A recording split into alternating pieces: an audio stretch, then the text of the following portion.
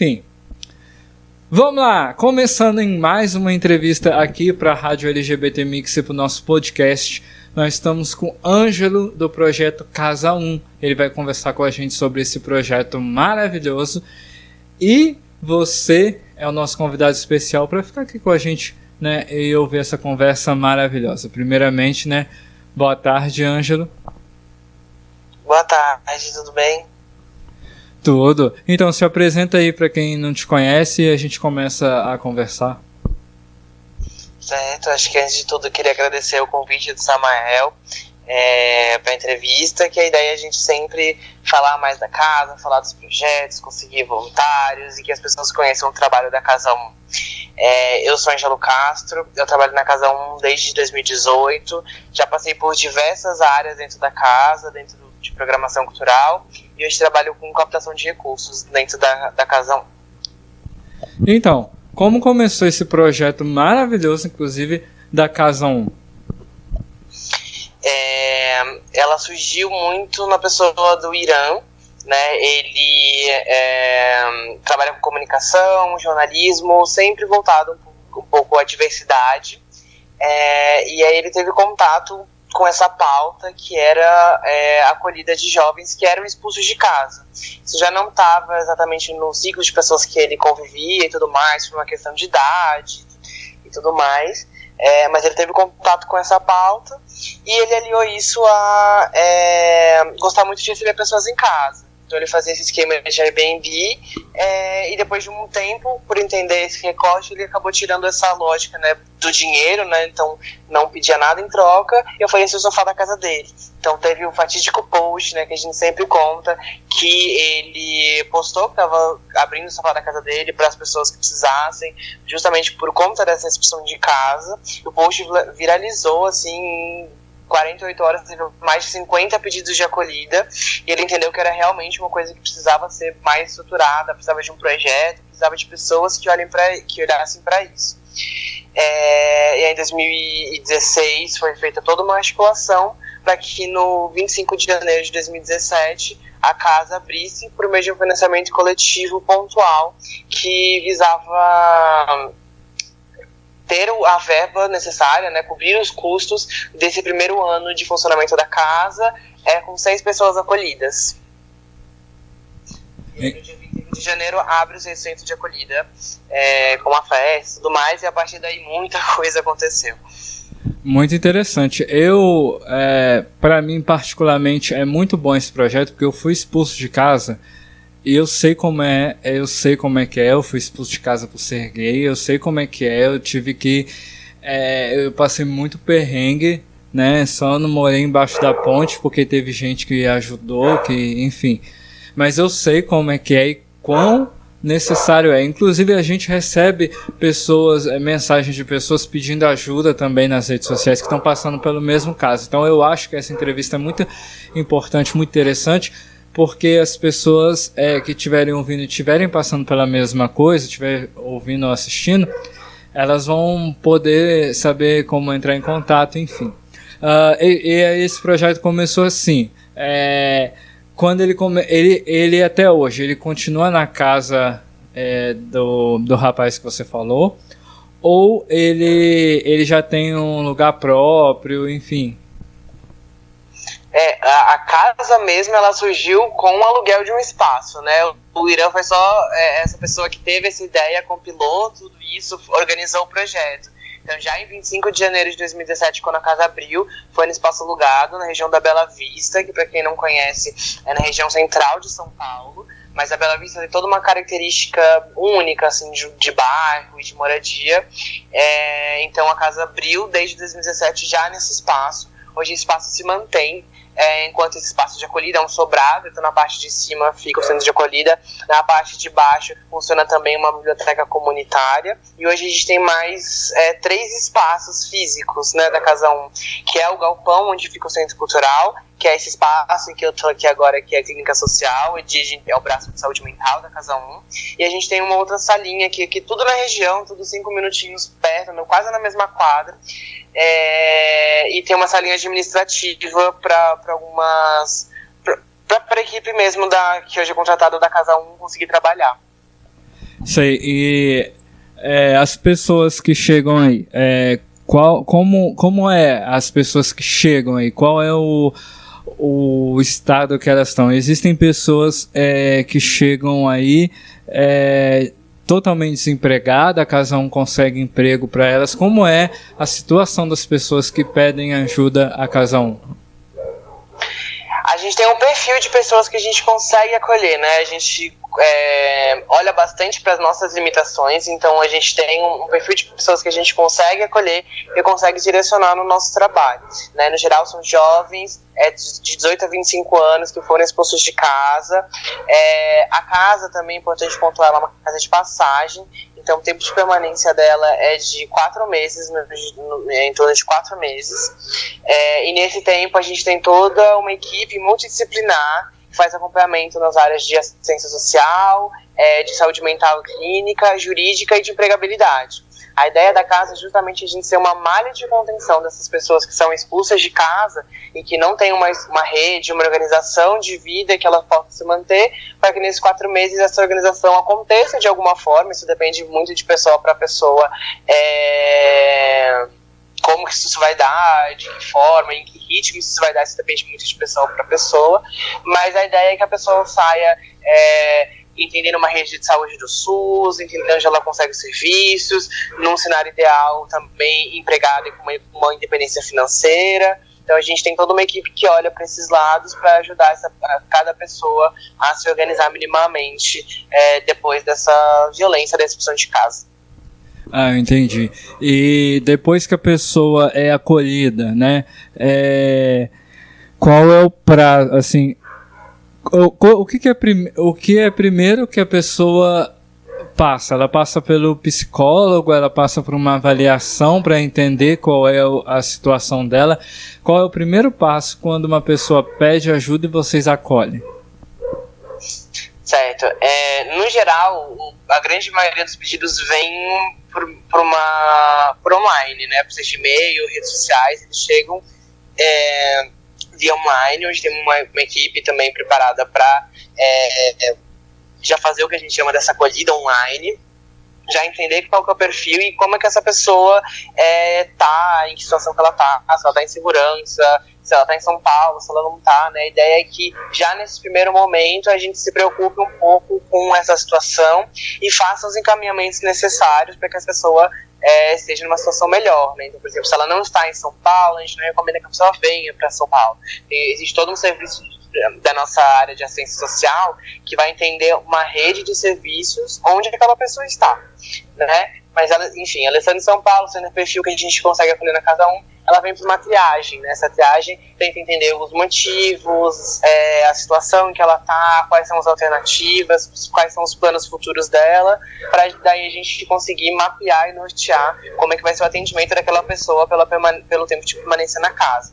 Nessa triagem também a gente entende se vai ser ou não perfil, se a gente tem ou não vagas, né? Então tudo isso, mas a ideia é que qualquer pessoa que entre em contato com a gente saia com um encaminhamento e saia com algum vínculo de suporte, né? Então pode ser que aquela pessoa não tenha uma vaga para acolher naquele momento, mas ela vai ser encaminhada por algum outro serviço, mas que ela pode voltar na Casa 1 para, de repente, a gente conseguir dar uma cesta básica, ou conseguir pegar doação de roupa, ou fazer um curso, né? Então, a ideia é que a gente faça parte dessa rede de suporte dessa pessoa, se por algum motivo a gente não conseguir atendê-la na moradia.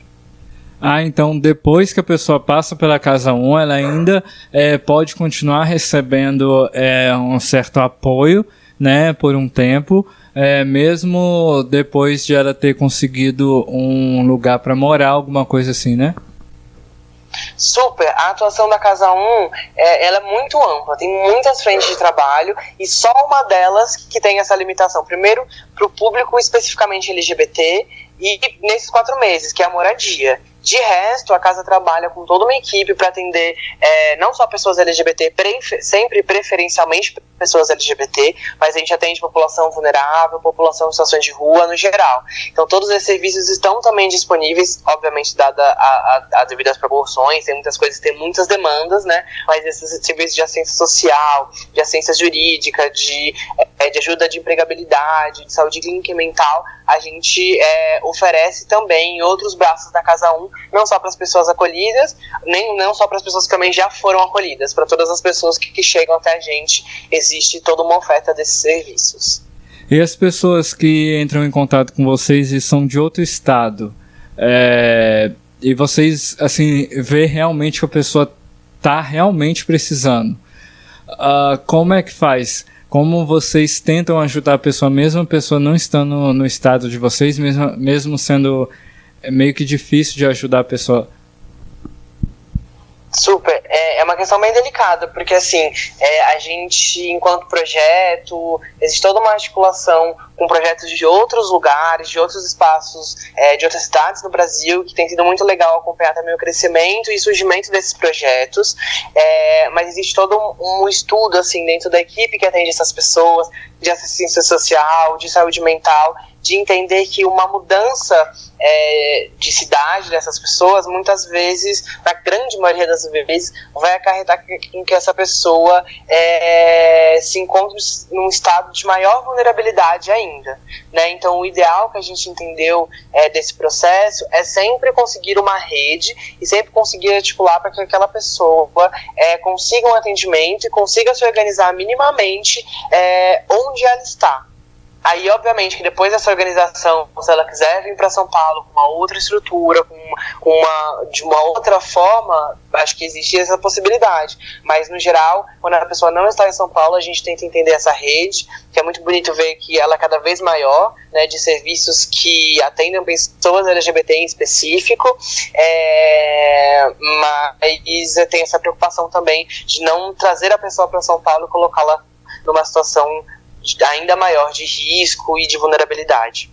Então, vocês têm contato com outros projetos, né, igual a esse, e aí se uma pessoa entrar em contato com vocês, vocês podem indicar, então, tem um projeto aí e tal, assim, que eles podem ajudar você. Correto? É isso mesmo que eu entendi? Isso, e não só projetos, né, porque tem muitas cidades, muitos lugares do Brasil que ainda não tem nenhum projeto direcionado, mas a gente conta com o SUAS, que assim como o SUS é para a saúde, o SUAS é para assistência social. Então, toda cidade, né, é obrigatório por lei, vai ter que ter algum sistema de assistência social.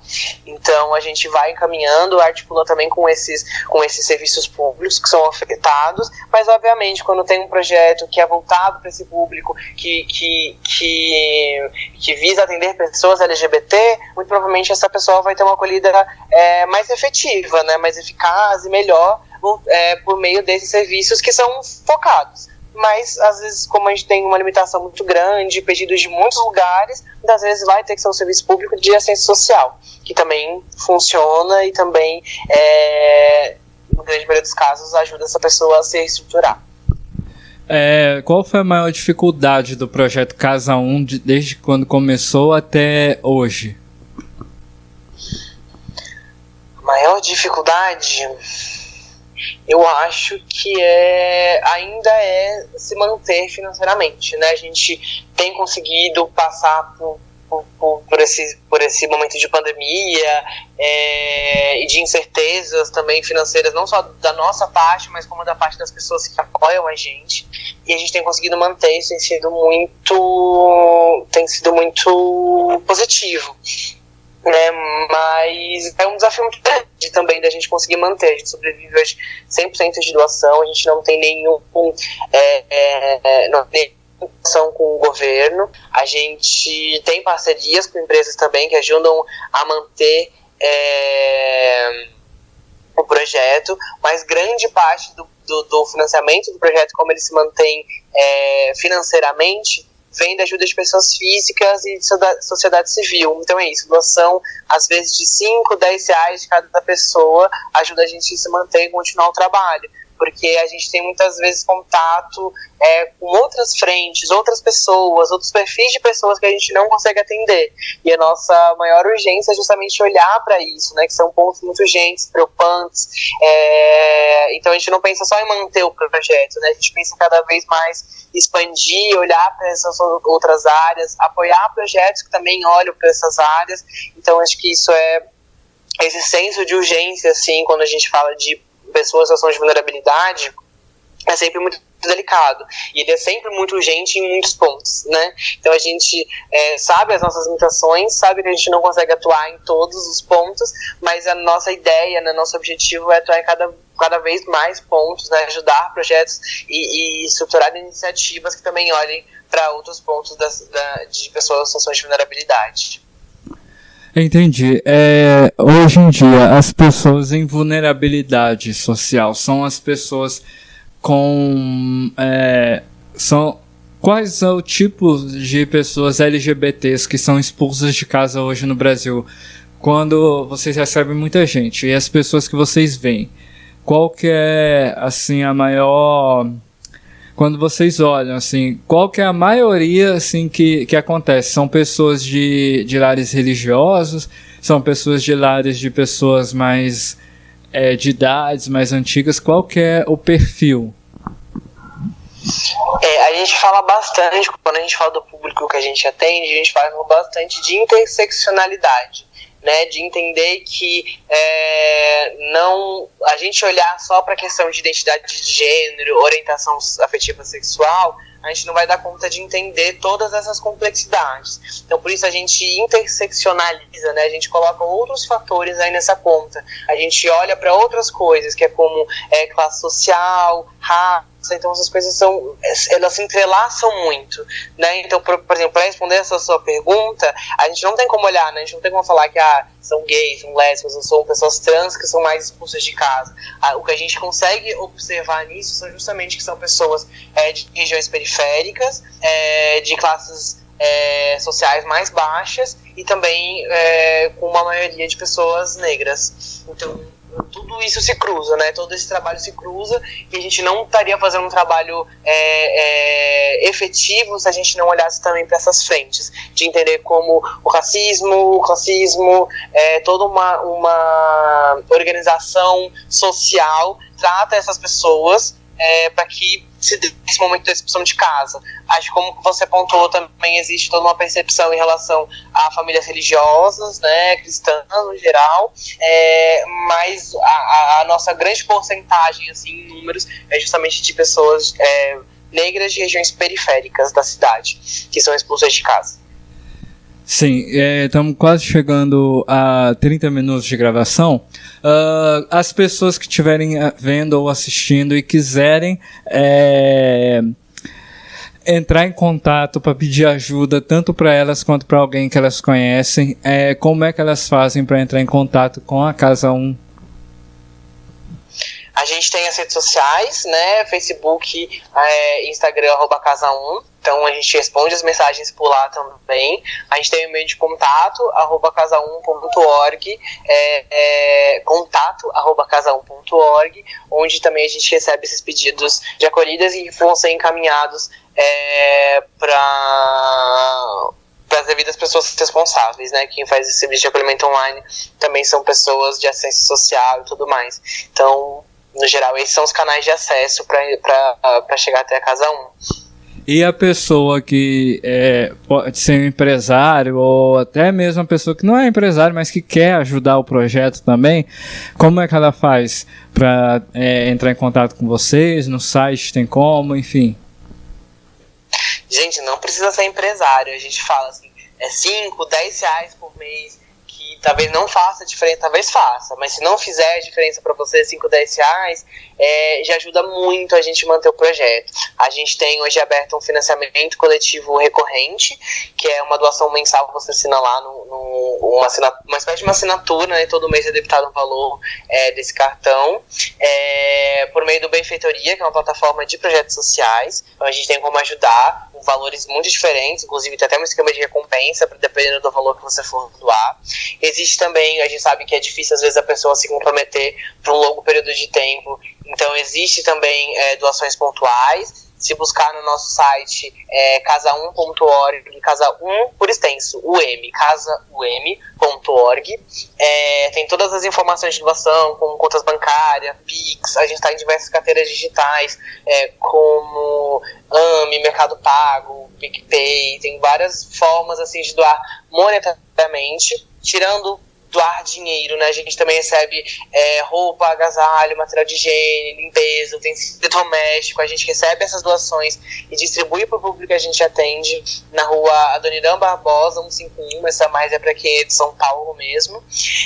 E fora uma doação de material, a gente tem essa doação de tempo, né? A gente tem diversas áreas na Casa 1, como oficinas, cursos profissionalizantes, a próprio atendimento para entrega de doação, uma biblioteca comunitária. Então, tudo isso também gira por meio de voluntariado. Então, se você tem... inclusive, estamos com uma chamada de voluntariado aberta. A gente pede que as pessoas se inscrevam, passe por uma formação, que hoje ela é online, para vir presencialmente também, sobre o pessoal mais de São Paulo, para vir fazer trabalho voluntário e ajudar a gente a articular e ter mais gente trabalhando para essas coisas acontecerem. Se você tem uma ideia de curso, oficina, ou quer ajudar, sei lá, uma profissão mais específica, né, como advogado ou psicólogo que queira fazer parte, também entre em contato com a gente, que tem muita área e muita coisa para ser feita, assim, muitos projetos que às vezes ficam parados por conta de não termos pessoas o suficiente para tocar, né? Não temos braço suficiente para fazer essas coisas rodarem. Então, além de doação de dinheiro, de uma doação de material, a gente também tem essa doação de tempo enquanto voluntariado aqui na Casa 1. Entendi. Eu quero muito agradecer a você por ter cedido seu tempo aí para esclarecer a gente aqui da Rádio LGBT Mix, do nosso podcast, do vídeo que vai para as nossas redes sociais. Quero agradecer muito ao seu tempo. E quem quiser seguir a Casa 1 nas redes sociais ou conhecer os projetos e tal, fala aí os projetos. Enfim, se quiser falar alguma consideração final, alguma coisa que você queria falar também.